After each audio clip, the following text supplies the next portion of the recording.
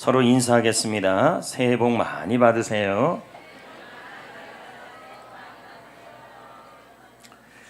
사람들은 자기를 보호하는 곳으로 피하는 본성이 있습니다. 어릴 때는 엄마의 품에 피하고 자라서는 사랑하는 사람의 품에 피합니다. 늙어서는 자식의 품에 피합니다. 그러나 우리가 늘 피하고 싶은 장소는 고향이며 또 우리의 가정이며 집입니다. 그래서 시인 로버트 프로스트는 말합니다. 집은 우리가 돌아가면 언제나 받아주는 곳이다. 집은 피하는 피난처이다. 성도 여러분, 오늘 말씀은 바로 이 피난처에 대한 말씀입니다. 그 피난처가 도피성이라고 성경은 오늘 말씀은 말씀하고 있습니다.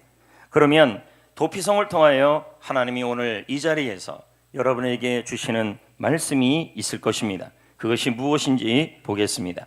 2절 말씀을 다 같이 읽겠습니다. 다 같이 읽을까요? 이스라엘 자손에게 말하여 이르기를 내가 모세를 통하여 너희에게 말한 도피성을 너희를 위하여 정하였다. 지금 모세에게도 말했고 여호수아에게도 말하는 그 성의 이름이 등장하는데 그 성의 이름이 도피성입니다. 도피성은 원문의 뜻은 피난처라는 뜻입니다. 하나님은 왜 이들에게 도피성을 준비했을까요? 왜 우리는 살다가 피난처가 하나님은 우리에게 이 피난처라는 도피성이라는 곳을 예비해 줄까요? 왜 그럴까요? 이것은 살다 보면 우리 역시 피난처가 필요하고 도피성이 필요하며 또 어떨 때뿐만 아니라 더 이상 피할 곳이 없을 때가 꼭 피할 곳이 없을 때 꼭 반드시 필요한 피난처가 필요하기 때문인 것입니다. 요즘처럼 중국에 있는 그 전염병이 만연하고 있는 시대, 더불어서 우리나라는 북한에 있는 핵무기의 고통 속에 있는 이때 우리는 그 어느 때보다 피난처와 도피성이 필요할 때이라는 것입니다. 더불어서 여러분 본문에 보면 도피성이 왜 필요한지를 설명하고 있습니다. 그것은 사람 때문입니다. 3절 말씀을 다 같이 읽겠습니다. 읽습니다. 부지 중에 실수로 사람을 죽인 자를 그리로 도피성으로 피난처로 도망하게 하라. 원래 이 도피성은 부지 중에 살인한 사람이 피하는 곳이었습니다. 이것은 의도를 가지고 살인한 것이 아니라 실수로 또는 어떻게 잘못돼서 그래서 살인한 경우를 의미하는 것이죠. 그때 보복자를 피해야 할 곳이 필요했습니다. 그래서 여호수아에게 모세에게 이스라엘 백성들을 위하여 피난처인 도피성을 준비한 것입니다. 어떻든 실수로 했든지 간에 누가 자기 가족이 누군가 죽게 됐다면 그 누가 가만히 있겠습니까? 이엔 이 눈으로 공격해 오겠죠. 그러나 이 구절은 사람을 부지 중에 살인한 사람만을 의미하는 구절이 아니라는 것입니다. 인생이란 의도를 하지 않든 의도를 하든 누군가에게 잘못을 하고 살 때가 있습니다. 내가 의도하지 않았는데 내가 의도했는데 어떻든 그 결과 우리는 보복에 대한 두려움과 그리고 초조함 속에 살아가는 것입니다. 그래서 사람들은 누구나 할 것 없이 내면에는 불안과 초조와 공포심과 두려움이 있다라는 것입니다. 그래서 바닥까지 내려가며 우리에게 피난처가 필요합니다. 그러니 오죽하면 다윗이 자신이 원수를 피할 곳, 힘들게 하는 사람을 피할 곳이 바로 나의 주님이라고 설명할까요? 시편 61편 3절 말씀을 보면 다윗이 피난처에 대한 말씀을 말씀하고 있습니다. 주는 나의 피난처시여 원수, 힘들게 하는 사람을 피하는 견고한 망대다. 이것은 우리가 왜 이렇게 힘들고 왜 이렇게 우리가 때로는 어려움을 겪고 불안과 공포 속에 살아가냐면 바로 초조 속에 살아가냐면 사람 때문이라는 것을 말씀하고 있는 것입니다. 그러나 여러분 우리는 사람 때문에 도피성이 필요한 것만이 아니라 때로는 환난 때문에 도피성이 필요하기도 합니다.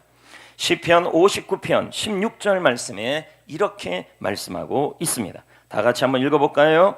주는 나의 요새이시며 나의 환난 날의 피난처라. 여러분 이 환난이라는 단어는 고통을 의미하고 재난을 의미하고 재앙을 의미하는 것입니다.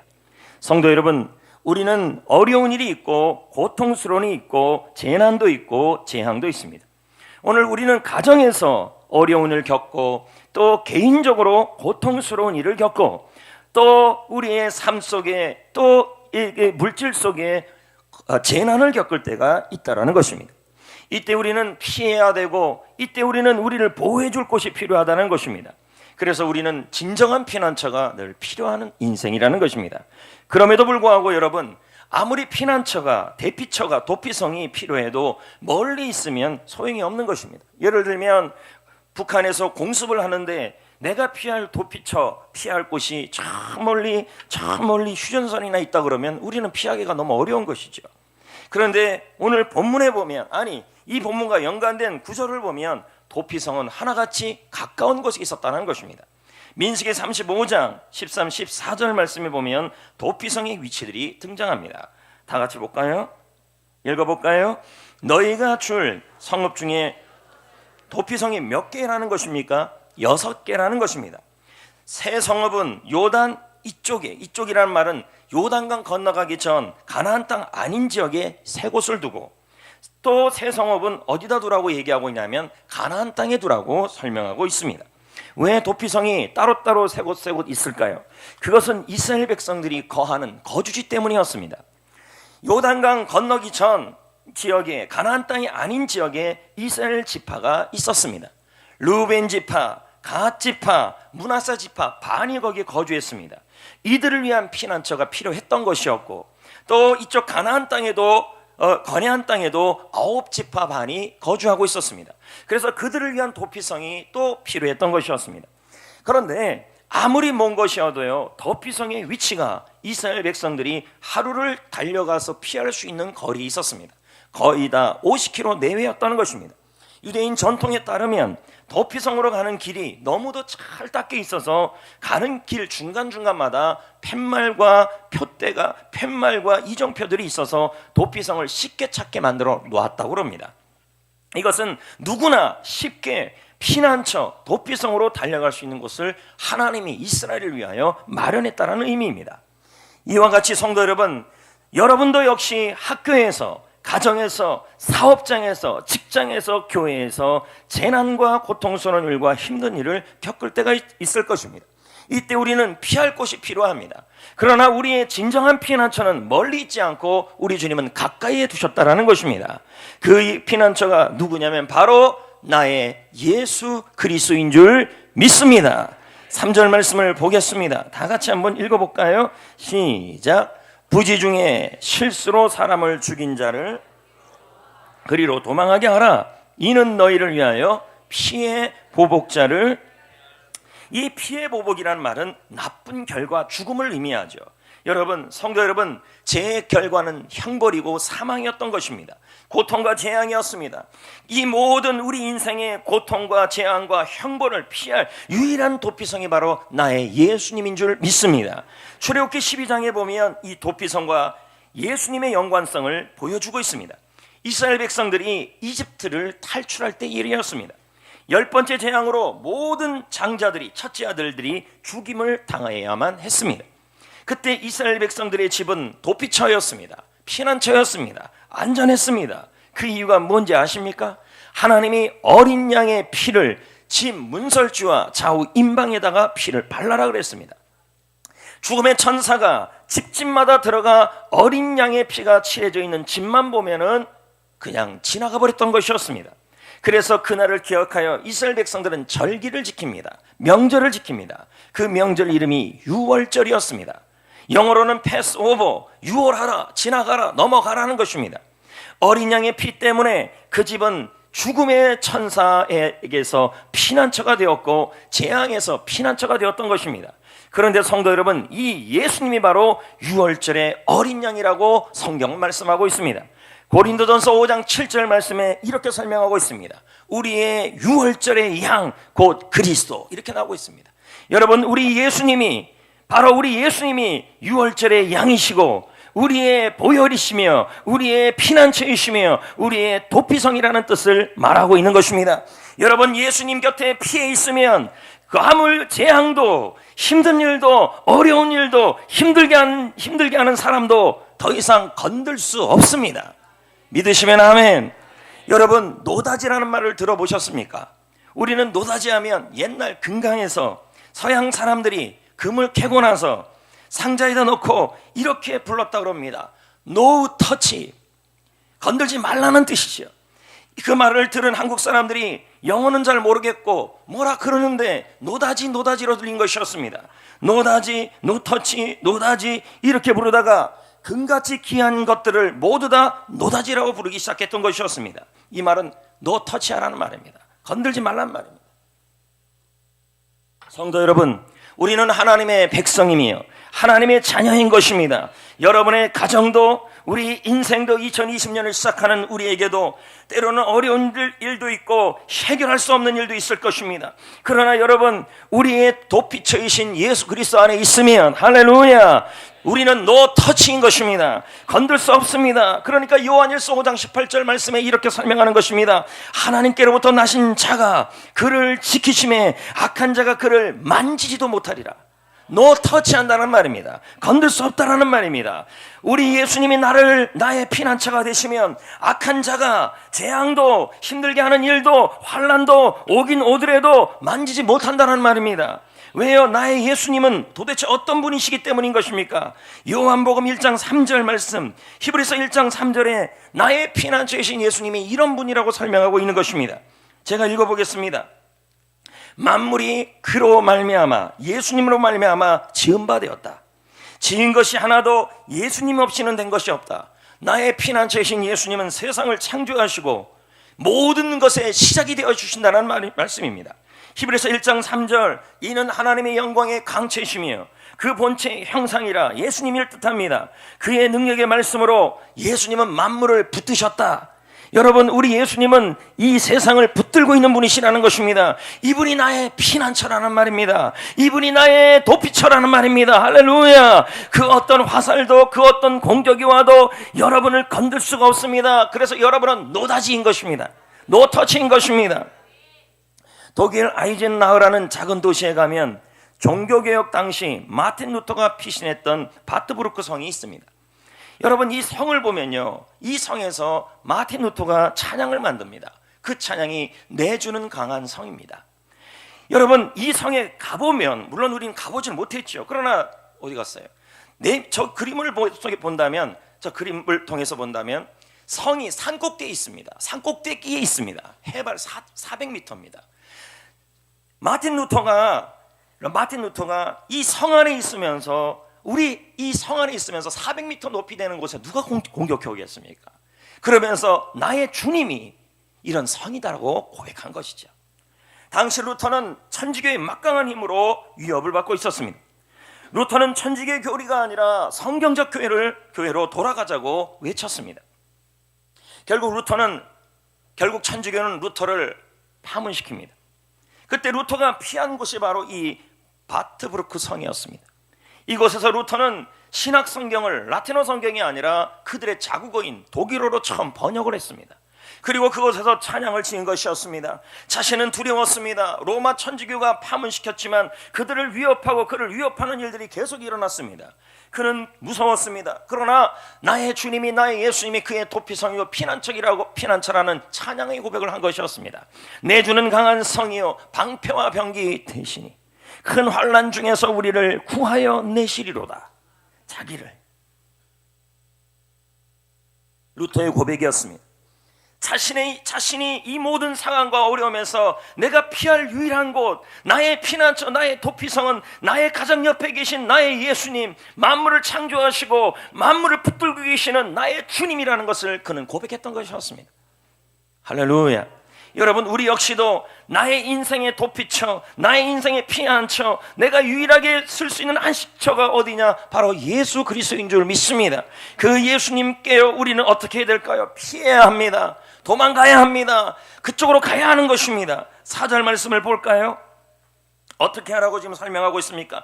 도피처가 있어도, 도피성이 있어도, 피난처가 있어도 그쪽으로 도피해야 된다고 말하고 있는 것입니다. 말씀하고 있는 것입니다. 4절 말씀을 볼까요? 이 성읍들 중에 하나에 뭐 하라고 그러고 있습니까? 도피하는 자. 도피라는 말은 달려가라, 뛰어가라, 도망가라. 그래, 그쪽으로 가야 뭐 합니까? 여러분, 이 도피성에 가면 두 가지를 보장해 줘야 합니다. 하나는 그의 생명을 지켜줘야 하고, 두 번째는 그 도피성에 들어가면 그 도피성에 피하는 도피성에 있는 동안은 그가 먹을 것을 공급해주고 그의 필요를 채워줘야 될 두 가지의 약속이 들어있었습니다. 마찬가지입니다. 우리 역시 도피성이신 피난처이신 예수님께로 도망가면, 달려가면, 피하면 예수님은 두 가지를 약속하는 것입니다. 우리를 지키시고 우리를 건들지 못하게 하시고 우리의 필요를 공급해주는 두 가지 약속을 책임져 주시는 것입니다. 도피성에서 해야 될 일이 두 가지였습니다. 여러분, 예수님 이런 분이잖아요. 마태복음 11장 28절, 빌립보 4장 19절, 수고하고 무거운 짐진 자들아 내게로 달려와라. 내가 너희를 쉬게 하리라, 보호하리라. 여러분, 보호를 받고 지킴을 받아야 누울 수 있죠. 그리스도 예수 안에서 영광 가운데 그 풍성한 대로 이 모든 것을, 너희 모든 쓸 것을 채워주신다. 예수님은 채워주시는 분이시라는 것입니다. 아멘. 그러면 여기서 여러분은 질문이 생깁니다. 목사님, 알겠습니다. 도피성으로 피해야 되고 주님의 품으로 피해야 되고 피난처로 피해야 되는 거 너무 잘 알겠습니다. 도대체 어떻게 그러면 피합니까? 본문에 그 답이 나와요. 여호수아 20장 4절에 보면 도피성 앞으로 가서 그 안에 들어가는 방법이 설명되고 있어요. 볼까요? 20장 4절 성경대로만 하시면 됩니다. 다 같이 읽어볼까요? 이 성읍들 중에 하나에 도피하는 사람은 그 성읍은 뭘까요? 도피성이에요. 피난처예요. 들어가는 문어기에 뭐 해야 돼? 먼저요, 서라. 그런 다음에요, 그 성읍 앞에 도피성의 장로들이 있는데 그 앞에서 자기의 뭘요? 사건을. 이 말은 뭘까요? 자신의 지금 이 답답한 상황, 피할 곳이 필요한 이 상황을 뭐 하라 그래요? 말해야 돼요. 이 말은 말해야 도피성의 문이 열린다는 말이에요. 이해되시겠어요? 자신의 사건을 말해야 그 안으로 들어갈 수 있다는 말이에요. 도피성으로 피하는 방법은 뭐라는 거예요? 결국 고백이라는 말이에요. 마찬가지입니다. 여러분도 이래야 합니다. 어떻게 주님 예수 그리스도의 피난처로 우리가 피할 수 있습니까? 여러분, 말해야 하는 것입니다. 나의 상황을, 나의 상태를 우리 주님께 고백해야 된다는 말입니다. 주님, 저는 지금 위험합니다. 내 사업장은 지금 위험합니다. 내 상황은 지금 어렵습니다. 나의 지금 건강은 지금 힘듭니다. 주님, 나는 지금 피난처가 필요합니다. 질병에서 나를 지켜주시고 물질을 위해서 필요한 것을 공급해 주시는 주님, 도피성이 없으면, 피난처가 없으면, 주님이 없으면 나는 지금 어떻게 할 수 없습니다. 주님, 내 상황을 보시옵소서. 나의 상황을 고백해야 도피성의 문이 열린다는 말이에요. 할렐루야. 누구든지 주의 이름을 부르는 자는 구원을 얻으리라. 열린다라는 말입니다. 성도 여러분, 우리 역시 인생의 풍랑이 불어오고 가정의 환난이 닥쳐오고 질병의 고통이 오고 불치병에 걸리기도 하고 그리고 물질의 한계를 겪고 자녀들의 고통이 겪는데, 여러분, 이때 이 모든 상황에서 주님이 여러분을 보호하고 지켜주시고 공급하고 채워주셔야 합니다. 그러기 위해서는 도피성으로 들어가야 되는데, 그러기 위해서는 여러분이 주님 앞에 나의 사정을, 나의 사건을, 나의 상황을 주님 앞에 고백하셔야 합니다. 그래야 도피성의 성문이 활짝 열리는 거죠. 내 상황은 환난입니다. 내 상황은 지금 어렵습니다. 내 상황은 이렇습니다. 내 상태는 이렇습니다. 하지만 내 인생에 피난처가 계십니다. 주님이 필요합니다. 예수님이 필요합니다. 나의 예수님이 필요합니다. 주님 도와주십시오. 주님 지켜주십시오. 주님 책임져 주시옵소서. 고백할 때 도피성의 성문이, 나의 산성, 나의 요새이신 그분의 문이 열린다는 거죠. 이찬수 목사도 말합니다. 그의 책에서 현실이 여전히 실패한 인생이고 회복할 가능성이 전혀 보이지 않을 때가 있다. 이 말은 뭘까요? 나의 현실이 지금 실패고 회복이 안 되는 그런 기비가 안 보인다는 거예요. 그런 절망적인 상황에서, 가망이 없는 상황에서 피난처이신 하나님을 우리 입술로 먼저 선포하는 것이 중요하다. 그게 필요하다. 왜요? 그 선포가 하나님의 역사의 첫 관문이다. 선포할 때, 여러분 룻기도 보십시오. 룻기에 룻이 먼저 믿음을 고백했을 때, 주님이 필요하다고 고백했을 때 열리기 시작해요. 도피성에 들어가기 위해서는 여러분 먼저 믿음의 고백이 필요합니다. 근데 참 신기한 건요, 시편 91편 7절 9절 9절에서 11절에 보면 하나같이 먼저 피난처에 대한 믿음의 고백이 시작돼요. 제가 한번 읽어보겠습니다. 지존자의 은밀한 곳에 거주하며 전능자의 그늘 안에 사는 자요, 피난처 아닙니까? 나는 여호와를 향하여 말하기를, 먼저 고백이라는 거죠. 성문 앞에서 나의 상황을 고백해야 돼. 뭐라고요? 그는 나의 피난처라는 말은 주님이 나의 피난처가 되어줘야 된다는 거예요. 나의 요새고 내가 의뢰하는 하나님이시라. 이는 그가 너를 사냥꾼의 올무에서와 심한 전염병에서 건질 것이다. 여러분, 지금 이 심각한 전염병이 전 세계적으로 퍼지고 있지 않습니까? 이때도 여러분, 주님이 필요하다고 고백이 필요한 줄 믿습니다. 계속 보겠습니다. 그가 너를 그의 기초로 덮으시리니 내가 그의 날개 아래에 피하리로다. 다 고백이 얘기해요. 그의 진실함은 방패와 송병패가 되시나니 너는 밤에 찾아오는 공포와 낮에 날아드는 화살과 어두울 때 퍼지는 전염병과 밝을 때 닥쳐오는 재앙을 두려워하지 아니하리로다. 천명이 내 오른쪽에서 만명이 내 왼쪽에서 내 오른쪽에서 엎어지나니 이 재앙이 내게 가까이 하지 못하리로다. 노 터치해. 내가 말하기를, 역시 고백입니다. 내가 말하기를 여호와는 나의 피난처시라. 지존자를 너의 거처로 삼았으므로 화가 내게 미치지 못하고 재앙이 내 장막에 가까이 오지 못하리로다. 11절 그가 너를 위하여 그의 천사를 명령하사 내 모든 길에서 너를 지키게 하심이라. 모든 것은 어디서부터 시작이냐면 하나님에 대한 고백이었어요. 오늘 여러분의 상황에 대해, 여러분의 사건에 대해 지금 간절함이 필요합니다. 주님만이 나의 피난처라는 유일한 고백이 있을 때, 그때부터 하나님은 여러분에게 도피처가 되고 피난처가 되어서 여러분을 지키시고 여러분을 보호하시고 여러분을 눕게 하시고 여러분에게 힘을 주시고 불안을 없애주시고, 할렐루야, 필요한 것을 채워주시는 은혜가 있을 줄 믿습니다. 중요한 구절입니다. 저는 지지난주에 책을 한 권 또 보게 됐습니다. 그 책 제목을 보고 책을 샀습니다. 더 이상 내려갈 것이 없다. 무슨 이런 책이 다 있는가 싶었습니다. 책을 사서 보니까 한 목사님에 대한 이야기였습니다. 이 목사님의 성함이 홍민기 목사. 예전에는 이 목사의 별명을 탱크 목사라고 알려졌습니다. 생긴 것도 보십시오. 탱크같이 생겼잖아요.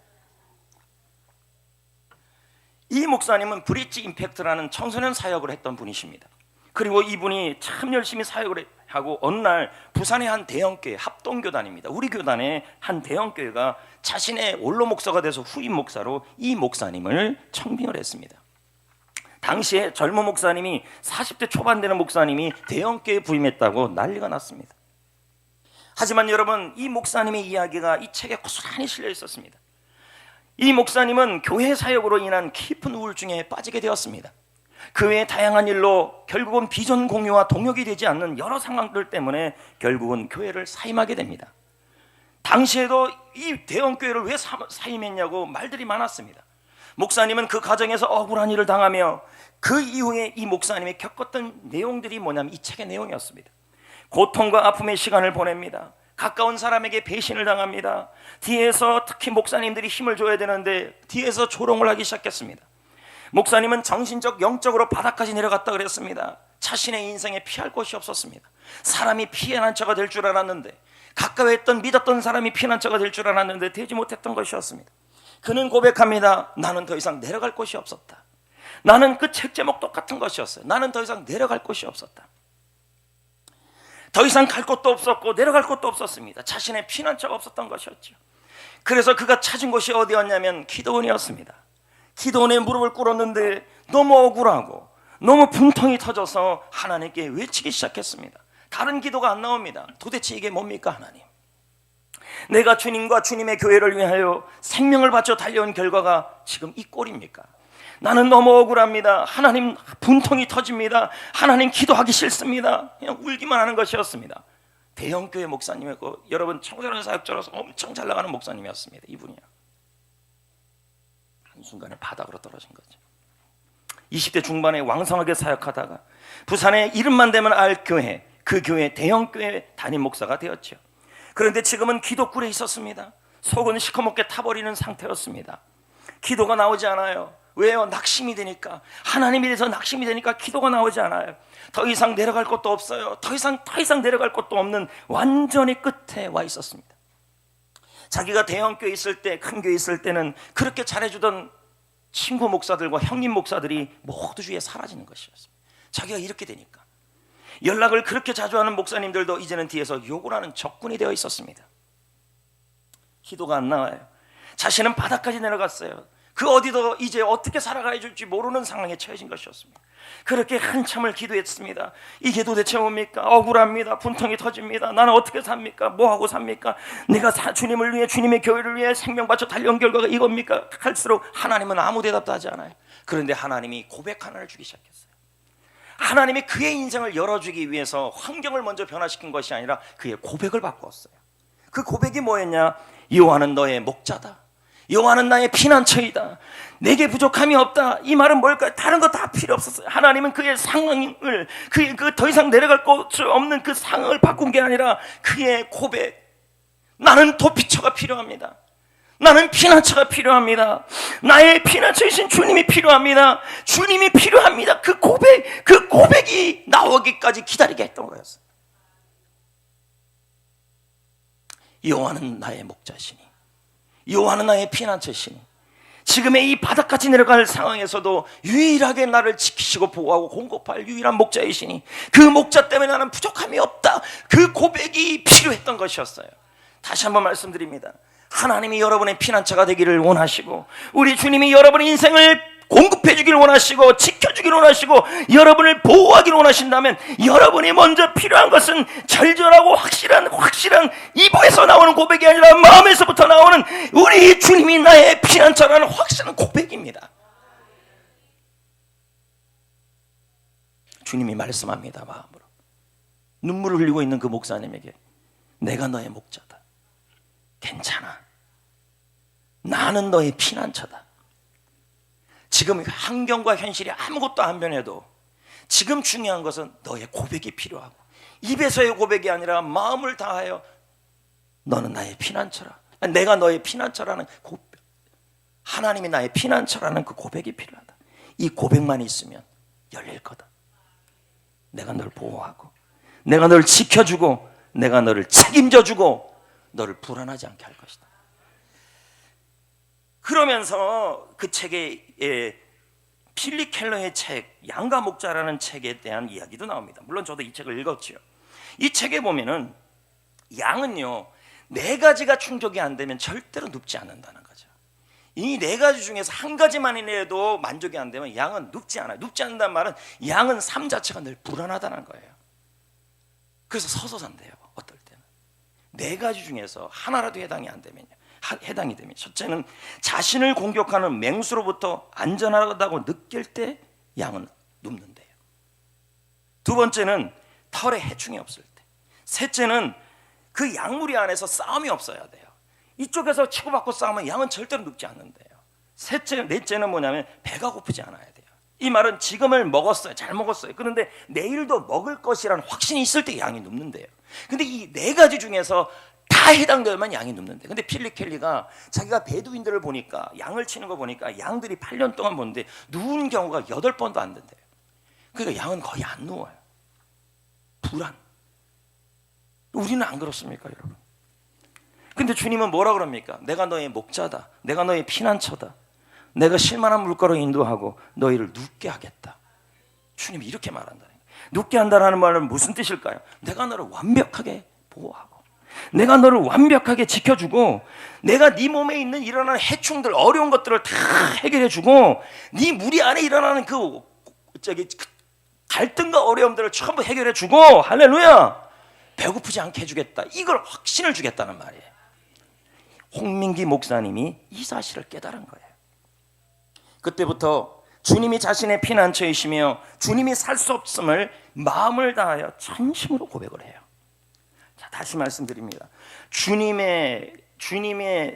예수님이 여러분의 인생의 피난처가 되어서 피난처의 성문이 열리는 길, 도피성이 열리는 길은 여호수아 20장 4절처럼 나의 사건을, 나의 상황을, 도피성이 필요하다는 그 고백을 전심을 다해, 아마 이랬을 겁니다.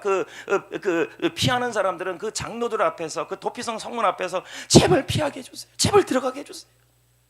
전심을 다해 원했을 것입니다. 그 고백이 일어날 때 열린다는 거죠. 홍민기 목사님이 그 고백을 했어요. 하나님께서는 이 홍민기 목사님의 환경과 적들과 그 억울함을 해결하지 것이 아니라 먼저 홍민기 목사님이 하나님을 향하여, 예수님을 향하여 나의 피난처가 유일한 그분이라는 고백이 나올 때까지 기다렸다는 거예요. 그 고백이 나오자 주님이 그에게 말씀하기 시작했어요. 너 잘하는 것부터 해라. 나만 믿고 나 뭐 먹고 살아요. 입에서 이런 말이 나오는데도 주님은 뭐라 그러냐면 선교지에 가서 선교사님들 위로해라. 이 말이 입에서부터 튀어나오는 거예요. 지금 위로는 내가 받아야 되는데 누굴 위로합니까 하나님? 내 마음이 만신창인데 내가 무슨 선교사를 위로합니까? 내가 왜 위로합니까? 나도 힘든데 내가 누굴 위로합니까? 아니다. 네가 위로하고 있으면 그 자리에서 하나님의 위로와 일하심이 그걸 통해 네 마음이 회복될 것이다. 그렇게 말하는 거예요. 네가 지금 힘들어도 하나님을 기쁘시게 하고 나를 감동시키면 내가 너의 일이 해줄 것이다. 너의 피난처가 되어줄 것이다. 그렇게 말하는 거죠. 여러분, 우리도 마하나임 특세가 이제 시작되잖아요. 저는 이번 특세에 하나님을 감동시키고 하나님을 기쁘시게 하면 하나님은 우리 일을 해줄 줄 믿습니다. 지금 내가 위로받아야 되는데 무슨 하나님을 감동시켜요? 그게 아닙니다. 내가 하나님을 감동시키는 일을 하고 하나님이 기쁘시게 할 때 하나님은 우리의 믿음을 통하여 우리의 기쁨을 우리의 믿음을 통하여 하나님은 나의 피난처가 되고 내 일을 해주신다는 거예요. 이번 특세에 우리도 하나님을 감동시켜 보시고 하나님을 기쁘시게 해봅시다. 여러분 100% 출석해봅시다. 셀별로 금식도 좀 해봅시다. 아멘. 할렐루야. 나는 하나님을 기쁘게 해드리고 하나님은 내 일하게 해보자고요. 여러분, 지금 홍민기 목사님에게 하나님이 요구한 게 그거예요. 네가 나의 기쁘시게 해보고 나를 기쁘시게 하고 나를 감동시켜봐라. 내가 너의 피난처가 되고 내가 너의 일을 해줄게, 이 말이에요. 지금요 저도 마찬가지죠. 이번 특세를 6개월을 넘게 준비했어요. 계속 시간 쪼개서 설교 준비하고 이거 만들고 이거 만든다 그러고 제가 왜 이걸 붙이냐는 거죠. 이거 안 해도 되고 해도 돼요. 근데 저는 하나님 앞에 나의 마음과 진심을 지금 보이는 거예요. 이게 진심. 여러분, 내가 작은 일에도 하나님을 감동시키면 하나님이 내 일 하시죠. 이번 특세 여러분 중요한 역사가 일어날 줄 믿습니다. 할렐루야, 할렐루야, 할렐루야. 셀 리더들이 전부 카톡 화면을 지금 포스터로 바꿨습니다. 셀원들도 그걸 공유해요. 작은 일에부터 하나님을 감동시키고 하나님을 기쁘시게 하면 하나님께 믿음을 보이면 하나님은 그 작은 것을 통하여 큰 일을 행하실 줄 믿습니다. 이 목사님이 그렇게 했다는 거예요. 너 잘하는 것부터 해라. 나만 믿고 성교식 하라. 그를 위로해라. 내가 지금 내 코가 석자인데 지금 뭐합니까? 아니다. 네가 힘들 때 누구를 위로하면 내가 너의 일을 해줄 것이다. 내가 너의 피난처가 되어줄 것이다. 그 약속을 하신 거예요. 어떤 사람이 홍민기 목사님에게 물었어요. 목사님, 뭐 먹고 살아요? 생활 어떻게 해요? 먹고 살 돈은 있어요? 홍민기 목사님이 말합니다. 저는 또 잘 모르겠어요. 밥 먹고는 살아요. 잘 살아요. 근데 이건 분명해요. 내가 배고프면 하나님이 제일 힘드실걸요? 왜요? 내가 주님을 기쁘시게 하고 주님의 일을 하는데 내가 굶어서 주님 일을 못하면 하나님의 나라가 확장한다니까 하나님 손해죠. 내가 주님의 일을 하니까 주님이 그분의 일을 해주신다는 거예요. 그 후 홍민기 목사님은 4년 동안 오지의 선교사님들을 만나면서 자신이 깨달은 영적 진리를 전하기 시작했는데 그분들이 위로를 받고 힘을 얻는데 그 위로받는 그 모습을 보면서 자신도 그들이 변화를 보면서 살아계신 하나님을 경험하며 나도 회복이 되기 시작한 거예요. 그 기간 동안에 그분을 하나님이 나의 피난처라고 고백하는 그 순간부터 그분을 지키시고 굶기지 않으셨어요. 풍성하게 하시고 지금 올바른 교회를 세우고자 고민하며 교회를 세우고 있습니다. 대형 교회를 세운 게 아니라 부인 목회를 한 것이 아니라 지금은 예배에 목숨을 거는 교회, 비본질의 에너지를 낭비하는 교회가 아니라 본질에 집중하는 교회를 세워가고 있습니다. 그 교회 이름이 라이크하우스입니다. 서울에, 부산에, 미국에 교회 3곳이 지금 개척되고 있습니다. 더 이상 내려갈 곳이 없을 때 그곳에서 나의 피난처이신 주님이 그분의 피난처이신 주님이 계셨던 것이었습니다. 여러분, 더 이상 내려갈 곳이 없을 때 도피성으로 달려왔던 그 사람들은 더 이상 피할 곳이 없어요. 내려갈 곳이 없어요. 근데 그곳에 도피성을 준비해 놓은 거예요. 주님이 계신다고요. 그 속에서 필요한 건 고백이에요. 홍민기 목사님은 말합니다. 그의 책에서 아무리 광야 같은 인생이라도 쉴만한 물가는 있다. 피난처는 있다. 더 이상 내려갈 곳이 없는 사망의 골짜기라도 주님이 정말 내 목자, 내 피난처가 되신다. 그것을 고백하는 순간 모든 문제는 끝나버린다. 성도 여러분, 여러분은 어떻습니까? 밤에 찾아오는 공포, 낮에 날아오는 화살, 우리를 힘들게 하는 일들, 우리에 대한 불만들, 우리를 평안하지 못하게 하는 일들, 감당해야 될 일들, 가정과 사업과 그리고 사람들의 시선과 말들이 우리를 불안하게 하고 무섭게 할 때도 있습니다. 어떨 때는 더 이상 내려갈 곳이 없는 곳까지 와 있습니다. 그 어디에도 내가 숨고 싶은데 숨을 장소가 없을 때도 있을 것입니다. 그런데 여러분, 더 이상 내려갈 수 없는 곳, 내가 피할 수 없는 장소까지 간 그곳에 나의 도피성이 있습니다. 나의 피난처가 있습니다. 나의 예수님이 있습니다. 그분은 세상을 창조하시고 세상을 돌보시고 세상을 붙들고 계시는 나의 주님이신 것입니다.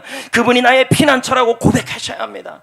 주님, 여기서 고백이 아니라 여기서 고백하셔야 합니다. 주님이 피난처가 되지 않으면 내 가정은 어떡합니까? 내 교회는 어떡합니까? 내 일터는 어떡합니까? 내 인생은 어떡합니까? 내 건강은 어떡합니까? 주님이 필요합니다. 주님, 나의 피난처가 되어 주시옵소서. 그럴 때 여러분, 주님의 도피성이, 성문이 열릴 겁니다.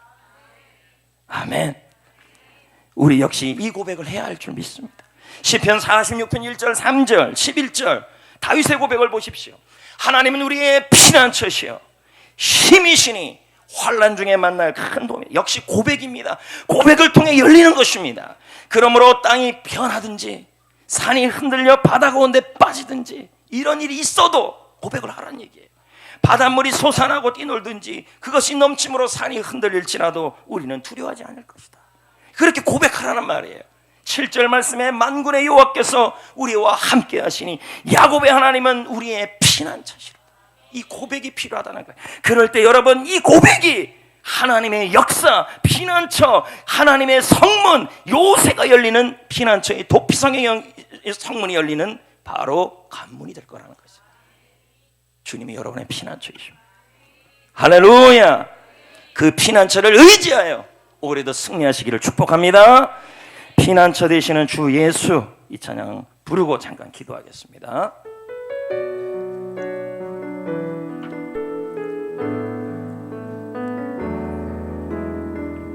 피난처 되시는 주 예수, 영원한 승리의 왕, 주님의 얼굴을 구할 때 주의 빛 비추시네. 전쟁은 주님께 속했네. 승리는 우리의 것. 예수의 이름을 높이며 영원히 찬양하리. 주님의 임재에 온 땅 흔들리고 우리 기도에 하늘 문 여시네. 온 민족과 열방 주께 경배해. 영원히 보좌에 계신 왕께. 잠깐 합심해서 기도합시다.